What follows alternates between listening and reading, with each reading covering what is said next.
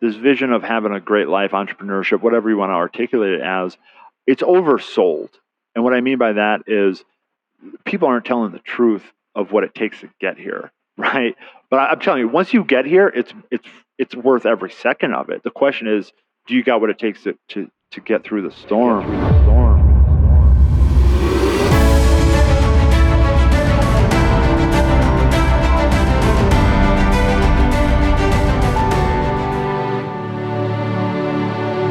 Hey, Jeff Barnes here with the Angels, Exits, and Acquisitions podcast again. And we had an incredible interview today with Zach Oehlman, who has learned how to travel the world, making money, doing incredible things, investing.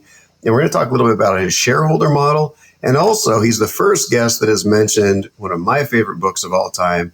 But you're going to have to watch the episode to learn more and learn how he is making a killing, making people happy, traveling the world, having fun, and making a difference. So jump in. As always, like, subscribe, and share. Thanks. Welcome to Angels, Exits, and Acquisitions, the place to learn how to fund, scale, exit, and massively profit as an angel investor or entrepreneur. Brought to you by the Angel Investors Network. And now, here's your host, Jeff Barnes. All right, and welcome back to another episode of Angels, Exits, and Acquisitions. I'm your host, Jeff Barnes, and I'm here today with Zach Oehlman. Zach, how are you doing today? I am loving every second of it, my friend. Coming live from Medellin, Colombia. I was going to say, you're in a different part of the world than you were just a few years ago, and I'd love for you to tell folks a little bit about your background and how you ended up where you are. Yeah, and so, Indiana farm kid, grew up in a town of about 3,500 people, and that was all I really thought about was being on the farm. And then I graduated high school, and I had a vision of traveling the world, helping people, and making a lot of money, and I realized being on a farm wasn't going to help me do that. So I picked up a book. It's funny, by Peter Lynch. He's a famous investor. And I started learning that you could buy businesses, you can invest in businesses, you can actually make that a career. And it just fascinated me because I wanted to make money because I didn't have any.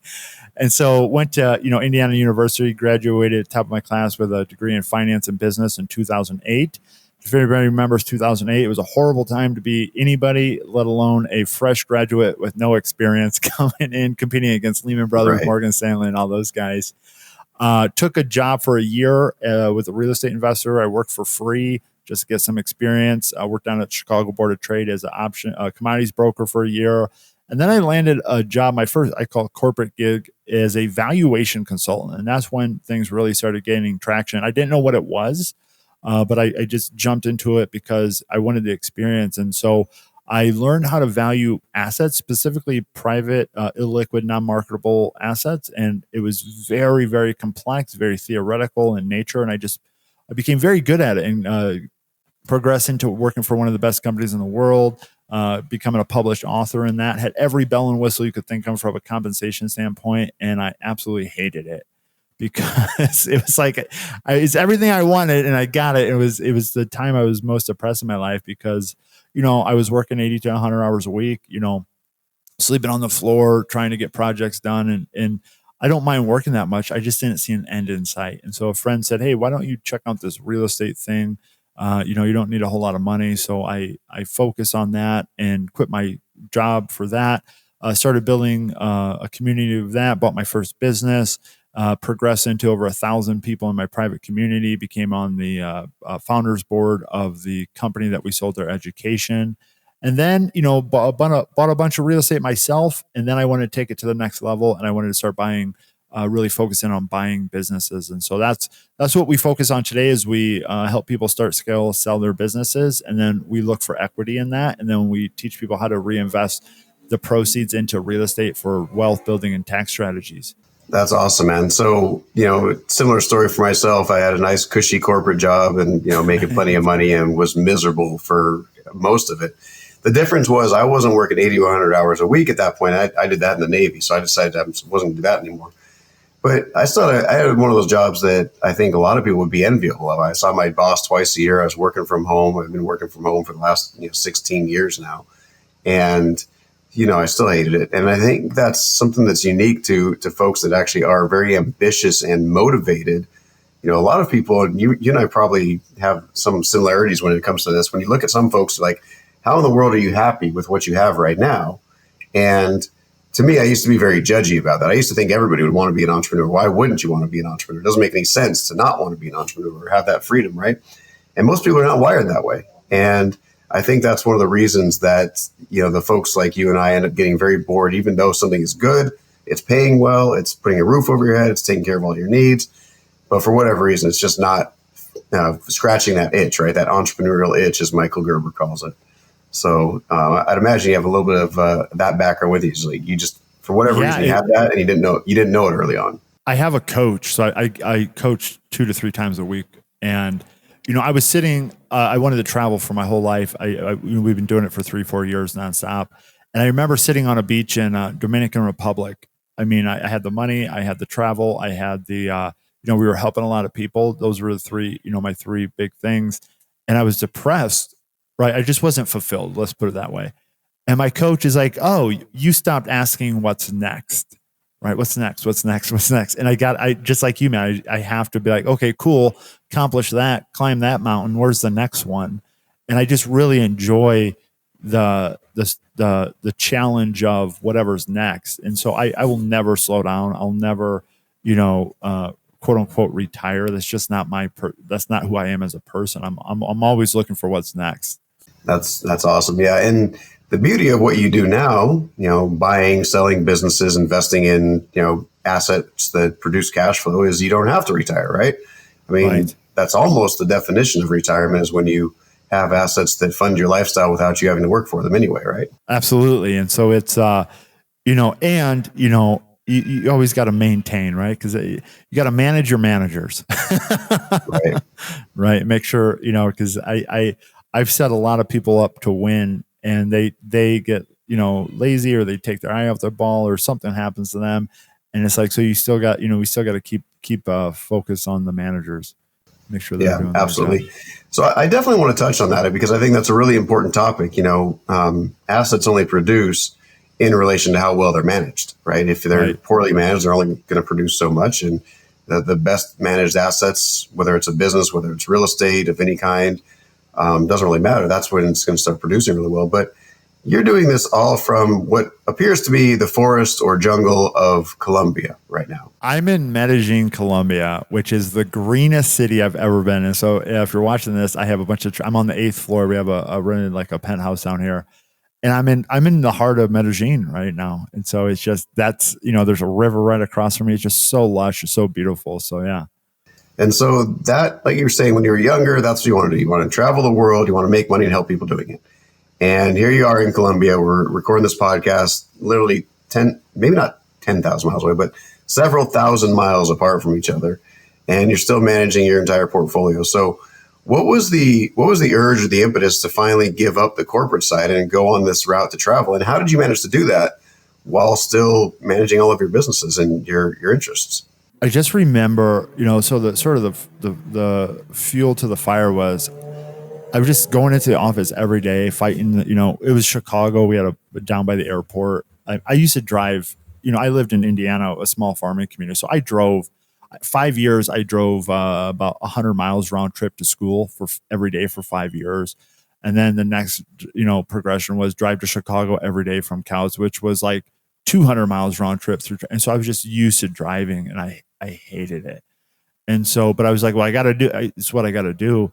And so as I was working in corporate America, I felt like my life wasn't going to start until I was in retirement. And I was like, I felt like a caged animal. And so I said, I got to be able to learn how to make money online. I got to learn this online marketing stuff. And I just poured myself into the online world. I was a socially awkward young man. Finance was my thing, because I didn't have to talk to a lot of people, and I understood it very well. And so the sales and marketing aspect of what I was doing, it was such a leap for me. I just became very good at online marketing, very good at front of the room type stuff through personal development.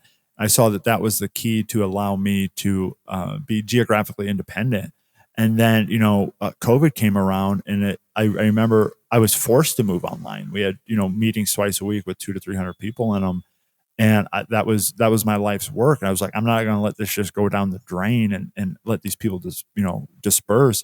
So I got to keep the community alive. And so I figured it out. We didn't miss a beat. We hopped on Zoom, and then I was like, oh, the world is catching up with this online thing. It's not weird anymore. It's not different. And, we just kept rolling with it. And almost all of my teams are from around the world. We have 45 people in 11 countries that I work with. We just onboarded another 80, a firm of 80 people for my financial services firm for the back end. And so, it's in the world of remote workers, it's so common practice now that it's not new, it's not scary. It's just about finding the right people though, and putting the right systems and processes in place. Well, that's the key right there, right? Is, systems, processes, and the right people. If you don't have the right people in the right seats on the bus, then, the whole thing comes to a grinding halt. So you were able to go, and you were saying that you were doing these investor meetings twice a week in Phoenix, if I recall. Yeah, Phoenix. So first off, how did you get started in that? Why did you do that? If you were the valuation guy from corporate, how did you make that leap from, working in the corporate world to all of a sudden wanting to run these investor communities? Well, it was sort of, I don't want to say by accident, but it was the long way around because, in the corporate gig, I was the financial expert. I was the M&A guy. Like I could tell you everything about finance and your business and all that, but I didn't know how to make money. Like it didn't equate to making the type of money I wanted, running my own business. And I didn't know how to raise money. Like, I did when you have a big company like this, and right. But it's different, when you're on your own trying to buy these private businesses. I'm Zach. I don't get to hang Willamette management on my letterhead. And so someone said, Zach, you don't need any money or credit to invest in real estate. I was like, okay, that's cool. And so that's why I got into real estate, because I didn't know how to raise money for businesses. And so I actually bought like a $15,000 mastermind. It was a private community, scrounged all my pennies together and did that, and just started hanging around these people to like learn how do you find a deal? How do you do the due diligence? Like, because I was brought in, these multi-billion-dollar deals is totally different than, the entry-level stuff I was dealing with. And so I got to know, to be scrappy and to figure it out and use what you got, that whole entrepreneurial spirit, as opposed to having an endless checkbook. And so, I made some money in real estate. I gained some skill sets. A lot of those skill sets, transition over to business, because the business of real estate. And I just leveraged my resources in that community, my private real estate community, and then parlayed that into obviously the next year, which is businesses. And so you just decided to start building a community around that and saying, hey, we're all learning this together. Let's just go ahead and do it and just start hanging out. Yeah, well, I joined a community, that $15,000 mastermind. I joined, that was a community. And then that was in Chicago.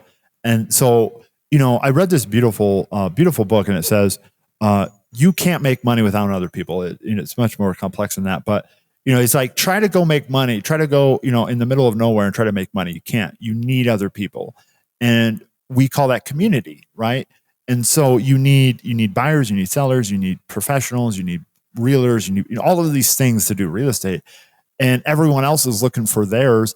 And what was at the time, it was like a monthly meeting at your ASRIAs, or, a quarterly meeting. And I was like, where do people go? I need it for myself. Where do people go in the interim? And so I just started one in Arizona. I said, let's meet every day. And so we call it the boardroom call. We have 40 to 60 people in there every day. It's like, Jeff, what's your question? Zach, what's your, we underwrite deals, we raise money, we look at whatever somebody needs. So it becomes a learning experience, becomes a networking experience, becomes a money-making opportunity every morning. And so I just became really passionate about learning how to build communities. Then they bring all the resources to us. Oh, that's very cool. And it's so true too, right? We talk about it takes a village to raise children, but it's the same thing when it comes to, pulling any deal together. There's no one person that I know of that can get everything done by themselves. Right. Even Trump had George Ross, right? And George Ross was his like right-hand man, and he was the guy that would bring the team together. Donald Trump was just he was the cheerleader, so to speak, right? The evangelist. But, you had George Ross that would just bring all these deal makers together to do the, 9-figure deals and things like that. And it's so true. We like to think that, If we go learn something, whether it's a mastermind or a seminar or a book or going and getting an MBA, or like you said, you went through all this valuation expertise and training and you got a degree in it. But even you still need to go, okay, well, I need to learn and I need to surround myself with the right people. Absolutely. Yeah. Without, experience is the missing link for most people. Mm-hmm. And I can tell you, I got the battle wounds to prove it. Right? Oh my, I've lost money. I've spent so much money, but I'm telling you, like, it was all worth it because it's the road of the journey. And, the better your network is, the better people you surround yourself with, the easier it is, but you're still going to have bumps and bruises. You're still going to have to go through your experiences, good, bad, right, wrong, whatever it is, to turn you into who you are. And that's what I really value today is I've been through a lot. I mean, I've had partners steal from me. I've had deals go, all of that horrible stuff that you hear. I've had it, my version of it, but it makes me tougher. It makes me more critical thinking. It makes me put checks and balances in place, and it helps me become a better mentor, coach, consultant, whatever you want to call it. Not quite as easy as what Peter Lynch described initially, right? Right. Yeah. Peter Lynch says, just go sit at the mall and watch where everyone spends their money type thing. And you can do that. Right. But the challenge is I didn't have a whole lot of money to invest. And I think that's another thing people they don't understand. It's like you have to be a high income earner to invest the money, to invest the money you make, or go raise it from somebody. But if you don't have anything, like, people aren't going to trust you with that money. So I tell people that I work with today, you have to grow into a person that people can trust. And I've never raised any outside money for any of my deals other than real estate, right? So all my businesses are self-funded because I had to in the start, because I didn't know how to pitch. People wouldn't trust me. And then I learned this concept called bootstrapping. I'm great at finance. I'm great at financial projection models. And so that's how I've supported all of my businesses is bootstrapping. That's great. And that point that you have to become the person that people are going to trust, like, that's huge. And, we get companies coming into us literally every single day asking us for help raising capital, and why won't people just invest in us? And can you just invest? And it's like, that trust factor it's not something that's super tangible, right? It's not like you can just check a box and say, oh yeah, we got this little thing figured out and no problem. Because financial stewardship is a really big deal. And it's huge. People that are raising capital, whether it's for real estate, whether it's for a startup, whether it's for a business, whether it's for an oil and gas opportunity, doesn't really matter. It's not about just the pro forma that they put in front of you, right? It's not just about the due diligence checklist. Sometimes it is about the people behind it and the gut feeling. Okay, do I really think this person has my best interest at heart? They're going to be a good steward of my money. They're actually going to do what they say they have to do. And they can prove it because they've shown me the expertise, the experience, and so on, right? I think that's a really important thing. And you don't get that without experience. Yeah, I remember I was working down at Chicago Board of Trade, and the lead trader, I knew it was when he said this. He goes, these people should be kissing my feet for 8% returns in commodities, right? And I'm just like, oh my God, like, what? And he had this arrogance to him. He goes, Zach, they're all going to lose money. The question is, like, how much can we make? Right. And I'm like, I can't do. I remember I was this young kid. Like, I went into the owner's office. I was like, I can't do this. This is stupid. Like, my friends, you're pitching my friends out there and they think you're going to be a steward of their money. And then you just churn. And it was just like, I got to see, the bad side of that world. And I still see people today, they go and they raise money, or they wonder why they can't raise money, but they're not willing to educate themselves or putting their own money in. And when I ask them that, they say, well, I don't want to lose my money, but you're totally okay with losing somebody else's. Right. And so they're not present to the impact of that's somebody's life savings. Like, they've spent their career working on that. And I know personally, I've lost money. I'll be the first one to admit it. And I've paid it back. I didn't have to, the paperwork says, I'm not personally liable for it, but from like a context of trust, I don't want anyone to be able to go and say, Zach didn't do the right thing. And so I wrote the check. I covered the loss. And because it makes the next time around when I do need money that much more easier. I can go, hey, look, this one went bad. I covered the loss. I'm willing to do the right thing, whatever that is. And it just really creates that trust factor. Absolutely. And well, in karma too, right?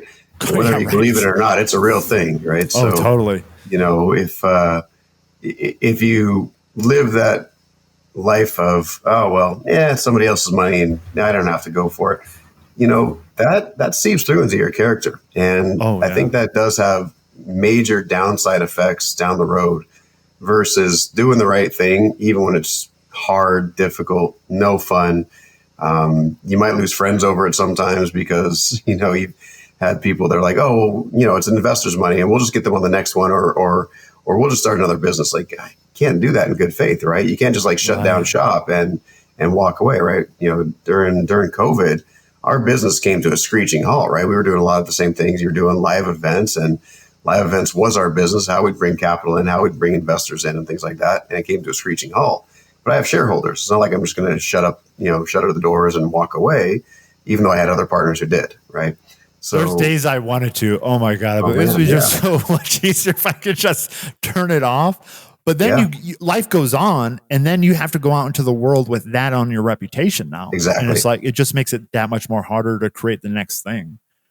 Well, and that seeps right through into your own personal being and your energy, right? Not to get too theoretical here, but when you start thinking about that over and over again, or if you're the investor who lost the money and you're thinking about that over and over again, you're just attracting more of that into your life, right?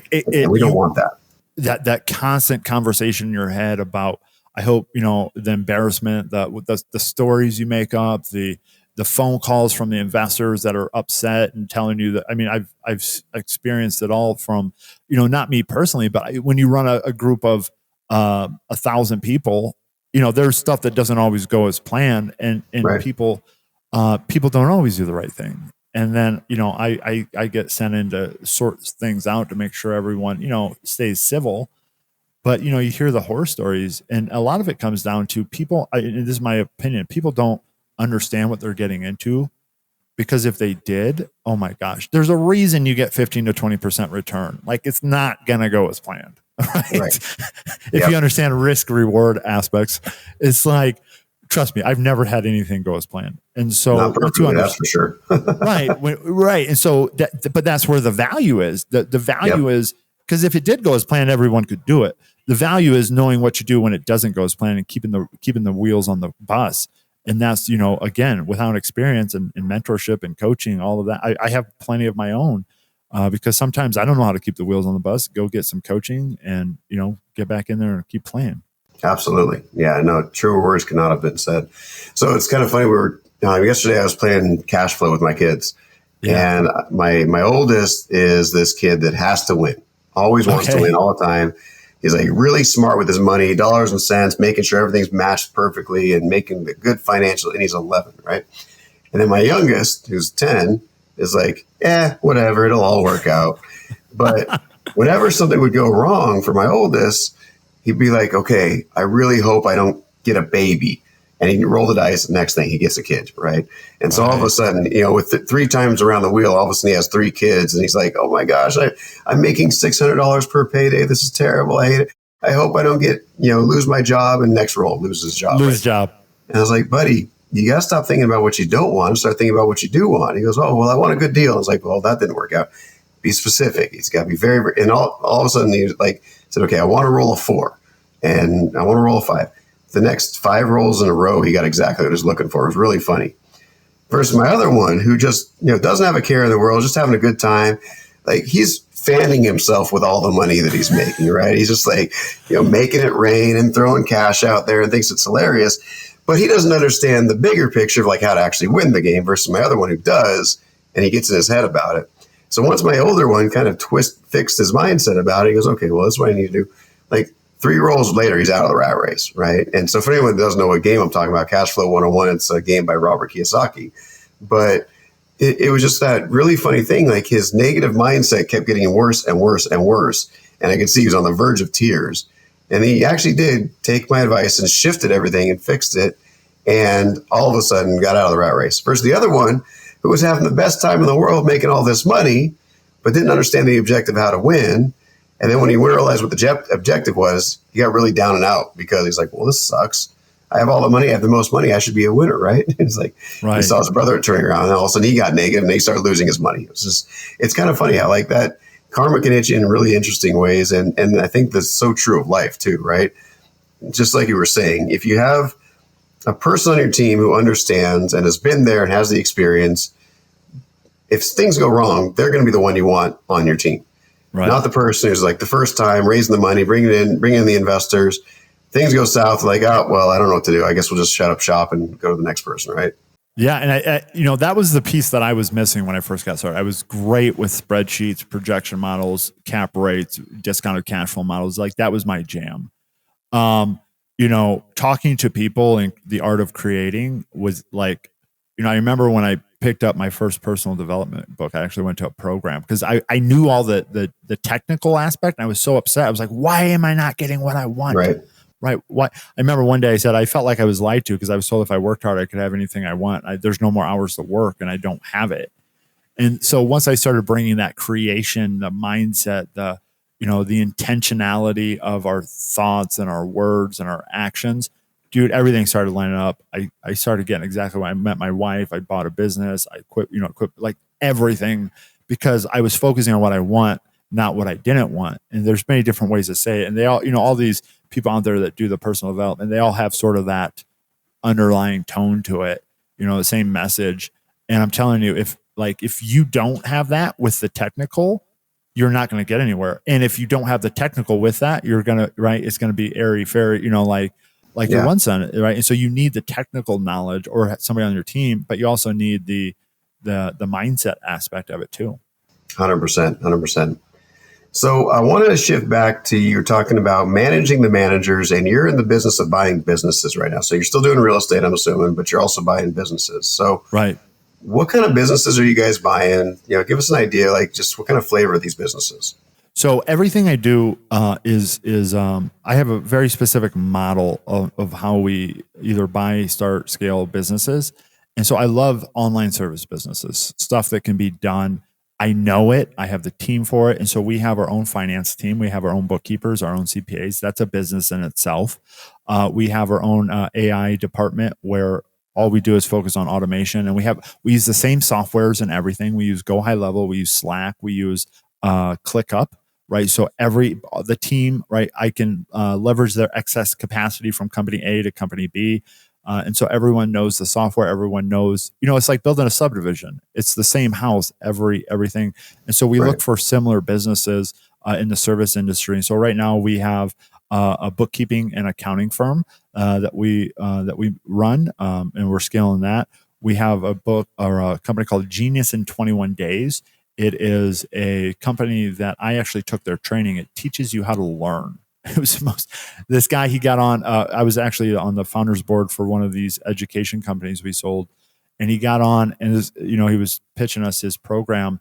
And he wrote, I think it was 36 numbers down, a sequence of 36 numbers.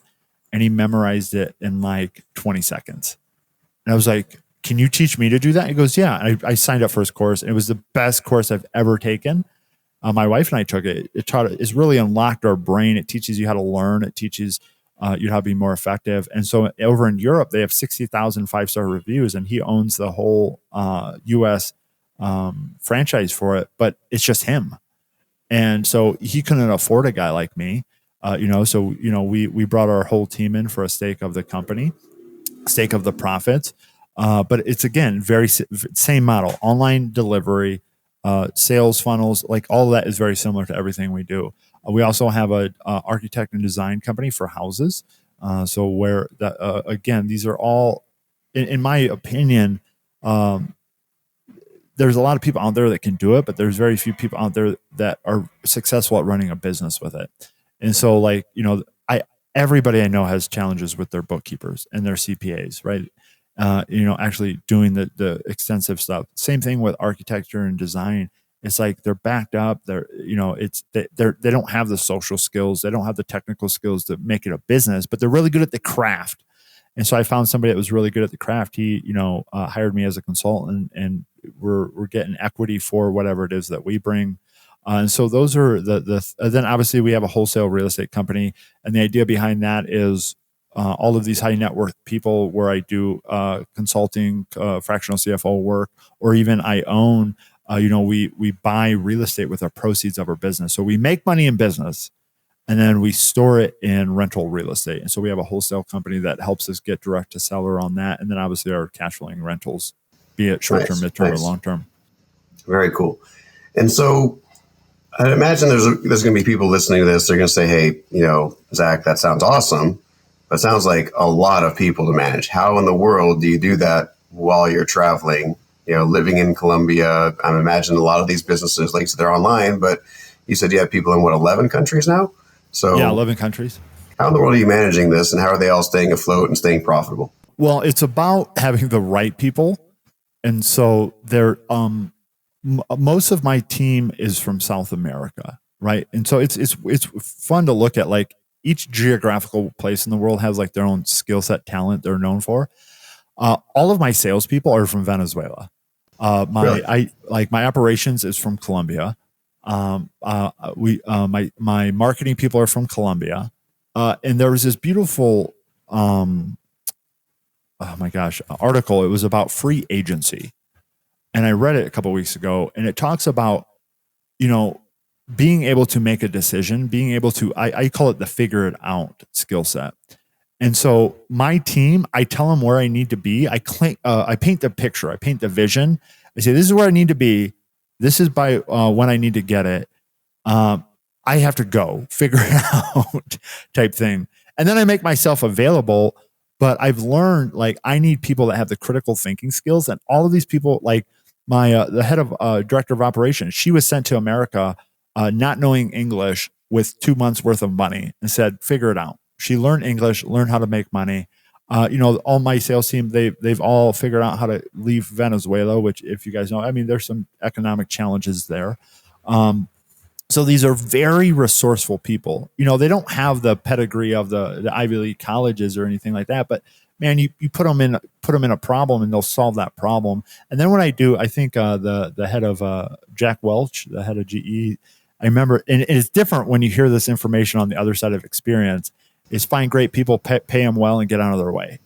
Mm-hmm. And so I pay them very well. I pay them more than anyone else will ever pay them, because I don't want them to leave. I want them to stay here, and they get a percentage of whatever it is we make. So the better they do, the better I do, or better I do, the better they do. And then I pay really good money for high-end masterminds and coaching for them, so that they can get developed, so that they have some progression inside of the companies.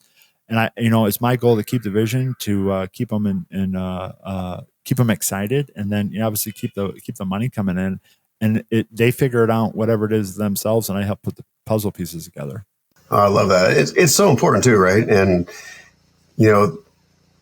my dad and my brother and I, we talk about this pretty regularly. My dad's an engineering guy. My brother's a master BMW mechanic, and we talk about this.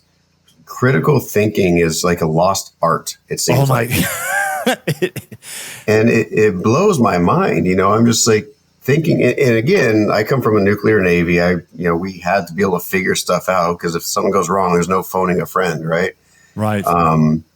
And you look at how people operate, and they literally throw up their hands before it even gets hard, right? They just, like an obstacle, and they throw up their hands. They can't figure it out. Or the ones that drive me nuts are the folks that will get stuck and then wait for the next opportunity that you're supposed to meet with them, for them to come up and tell you they got stuck, as opposed to either bring it to your attention right now or figuring it out, right? So I think that's a really huge lesson. And you were saying that, these folks that you're hiring, that's probably, it sounds like, if I'm reading between the lines, that's the number one thing you're looking for, not necessarily what's on their resume. Yeah, I look for grit. Like I was over in Bali, and there was hanging out with some really successful people that own big resorts, right? And we were just sort of talking about staff and that.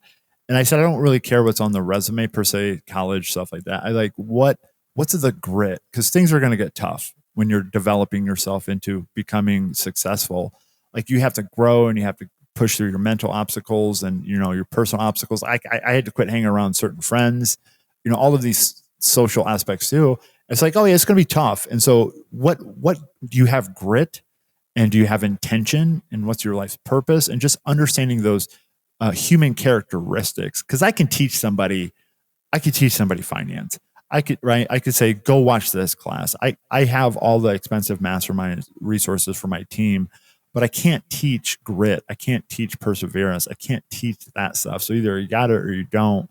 But if you got it, I can develop it into something. Oh, I love that. That's so important too, because we tend to value education, at least in our country, way more so than I think we should, for one. And secondly, we don't value the right type of education, right? The education of, the school of hard knocks, right? Being able to just get through a situation without having a mental breakdown, for example.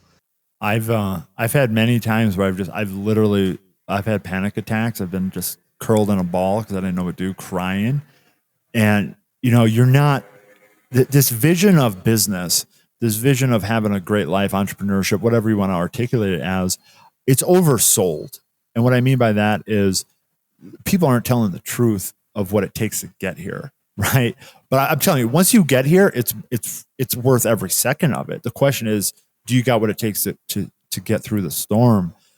Because, I talk to people on a regular basis. They have a total misconception of what they think, making big money is, like, oh, I get to work for the 4-hour work week is, and it's like, yeah, that dude works 4 hours now, but man, he busted his butt to get there. Yeah.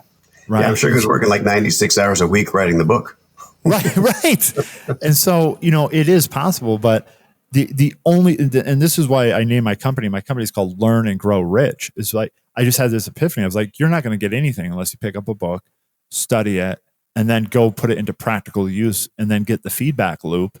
Okay, that didn't go like they said in the book. What went wrong? Oh, and the biggest challenges, in my opinion, is people, right? Because if everyone did what they were supposed to do, the world would be a magical place. The challenge is they don't, and you have to deal with people and that. And so I became a master of people. And the first person I had to master was myself, right?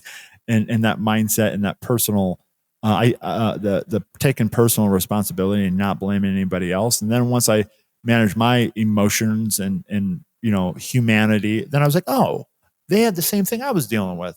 I knew how I got through that. I can help them get through that. And so that's what I focus on a lot today, because today I'm dependent on other people's actions. And if they don't do it, I don't get what I want. And so I've become really great at learning how to inspire people and coach people and get out of their way. And, just bringing it full circle here, going back to your initial goal in life, travel the world, make money, and have fun doing it, helping people, right? Right. You can't do that if you don't have effective managers or operators, as we call them sometimes, right? Like, you're obviously not getting in and doing the bookkeeping. You're not getting in and doing the architecture or the design, and you're probably not building a single sales funnel. There's probably very little of the actual work that is getting done by you. Right. But what you're focusing on is the leadership aspect, making sure that your teams are working cohesively, rowing in the same direction, all of that, and all the analogies you can think of, right? And at the end of the day, by doing that effectively, you are essentially the owner, the chairman, the investor, whatever you want to call it. And it helps fuel that lifestyle that you've been looking for. Yeah, I call it the shareholder model instead of the CEO model. Like, I want to be a shareholder. I want to be like, okay, things are good. My goal, I got this big, I like doing hard things. Like I've gone on a survival trip into the Amazon where we go in the middle of Amazon and we just slept on the floor. Like, not on the floor, but like we slept in a hammock. It was super scary. We ate, for stuff we got off the land.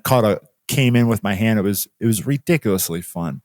But it reminds me of, like, when you go back into business, it's like, okay, it's life or death in the Amazon, but we don't see it as life or death in business. But it is, right? It really is. Your decisions, your inability to do something, your when you freeze up because you're afraid to whatever in business, it's like there's not the proverbial death that you would if you got stung, by a swarm of bees or something in the Amazon.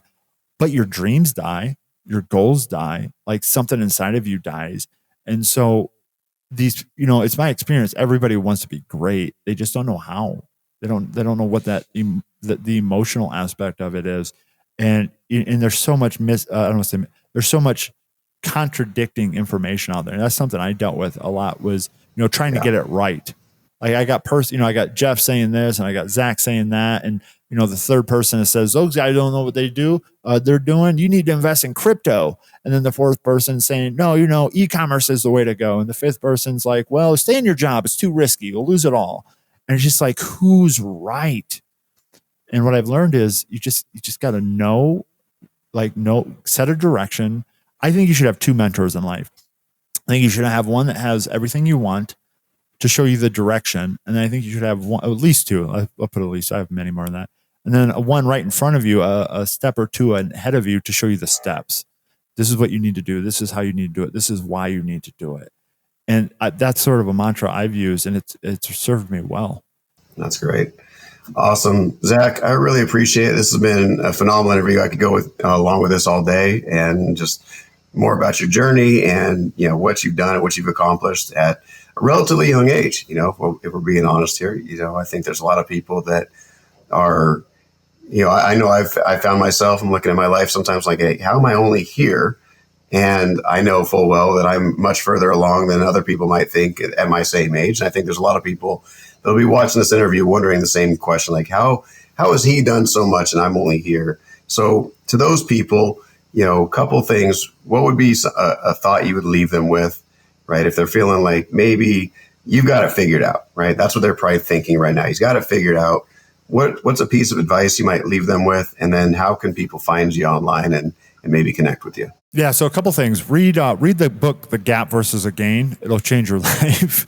Have you ever read it? I haven't. That one I haven't heard of. The Gap versus the Game. Okay. Yeah. The Gap versus the Game. And it talks about, and this is for the listeners out there that are dealing with that, because trust me, I catch myself doing that too. But what it talks about is measuring your life by what you accomplish, not by what you haven't accomplished.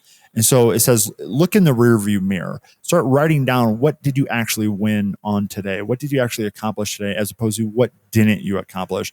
And it totally changes the perspective of your life. And I remember I was reading it in a car coming back from, I think it was last Christmas. I read it because I deal with it. I'm not, I hang around much more successful people than me. And I was like, well, they're younger than me and they this and they that, same complex.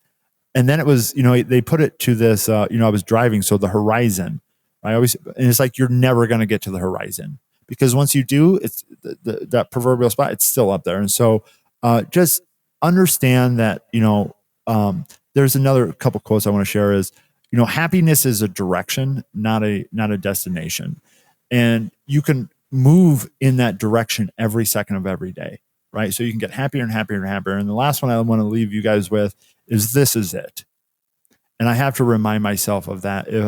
I love the book by Viktor Frankl, Man's Search for Meaning. He was in a Nazi concentration camp, and every day he found joy. He said, they're not going to take my joy. They're not going to take my happiness. I create that internally, and it gets to go with me anywhere I go. And so whenever, I have a little pity party, I'm just like, oh, this is life. This is it. Right? Nothing's going to change, not the new car, not the new house, not the X material thing. I get to choose, do I want to be happy right now or not? And that's a powerful thing to be able to do. Awesome. So I have to say, you were the first person that I've interviewed, and I've done, hundreds of these, not necessarily on the podcast, but hundreds and hundreds of interviews. Viktor Frankl's Man's Search for Meaning is like the book that changed my life, completely 100% changed my life. And I talk about that one. That one and Unbroken is another great one, right? That's a beautiful, yeah. But, so I appreciate you saying that one. So we'll definitely make sure we put that in the show notes. And then how can people find you online? Yeah, the best place to find me is my blog. I have a bunch of different social media platforms and different businesses, but everything, sort of my journaling and my free space is my blog. So it's indianaoehlman.com. Indiana, like the state, INDIANA, Oehlman, OEHLMAN.com. It was an idea I had. I loved Indiana Jones when I grew up. I just thought the world of adventures, and I'd go head forts and doing stuff like that. I just love that stuff. So, I made a little play on that, and I write about business. I write about more personal development, goals, financial stuff, just anything that comes to my mind is sort of my space. Awesome. Zach, I really appreciate it. We'll make sure we get all that in there. I wasn't going to test you on the spelling there. We'll make sure we get it right. But we'll get that all in the show notes for you. Zach Oehlman, everyone, thanks so much for being here on the Angels, Exits, and Acquisitions podcast. Take care. Thanks for having me, Jeff.